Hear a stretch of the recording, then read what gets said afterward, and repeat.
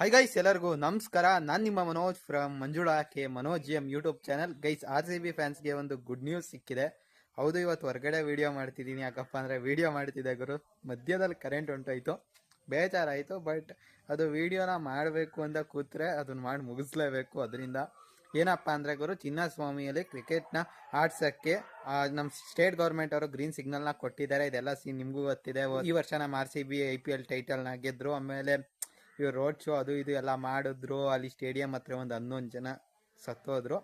ಆಮೇಲೆ ಸ್ಟೇಡಿಯಮೇ ಸರಿ ಇಲ್ಲ ಅಂತ ಅನ್ಫಿಟ್ ಅಂತ ಘೋಷಿಸ್ಬಿಟ್ರು. ಅಲ್ಲಿ ಇದ್ದಿದ್ದು ಸರ್ಕಾರದೇ ತಪ್ಪು. DK ಶಿವಕುಮಾರ್ ಅವ್ರು ಕರೆದಿದ್ರು, ಮತ್ತೆ ದೊಡ್ಡದಾಗಿ ಈವೆಂಟ್ ಎಲ್ಲ ಅರೇಂಜ್ ಮಾಡಿದ್ರು ವಿಧಾನಸೌಧದಲ್ಲೆಲ್ಲ. ಅವೆಲ್ಲ ಮಿಸ್ಟೇಕ್ಸ್ ಯಾರ್ಯಾರ್ದು ಇದೆ. ಆಮೇಲೆ ನಿಮ್ಗೆ ಗೊತ್ತಿರೋ ಹಂಗೆ KSC ಎಲೆಕ್ಷನ್ ನಡೀತು ಡಿಸೆಂಬರಲ್ಲಿ, ಇದೇ ತಿಂಗಳು. ಅದರಲ್ಲಿ ವೆಂಕಟೇಶ್ ಪ್ರಸಾದ್ ಅವರು ಒಂದು ಎಲೆಕ್ಷನ್ನ ಗೆಲ್ತಾರೆ. ಅದಾದ ನಂತರ ಅವರು ಪ್ರಾಮಿಸ್ ಎಲ್ಲ ಮಾಡಿರ್ತಾರೆ, ನಮ್ಮ ಮತ್ತೆ ಚಿನ್ನಸ್ವಾಮಿ ಕ್ರಿಕೆಟ್ ತರ್ತೀವಿ, ಡೆವಲಪ್ ಮಾಡ್ತೀವಿ, ಹಂಗೆ ಹಿಂಗೆ ಅಂತ ಎಲ್ಲ. ಆಮೇಲೆ DK ಶಿವಕುಮಾರ್ ಅವರು ಸಹ KCA ಮೆಂಬರ್ ಆಗಿರ್ತಾರೆ. ಅವರು ಸಹ ಅಲ್ಲಿ ಸ್ಟೇಟ್ಮೆಂಟ್ನ ಕೊಡ್ತಾರೆ, ಬೆಂಗಳೂರು ಬಿಟ್ಟು ಹೋಗಕ್ಕೆ ಬಿಡಲ್ಲ ನಾವು, ಪುಣೆಗೆಲ್ಲ ಶಿಫ್ಟ್ ಆಗಲ್ಲ, ಹಂಗೆ ಹಿಂಗೆ ಅಂತ.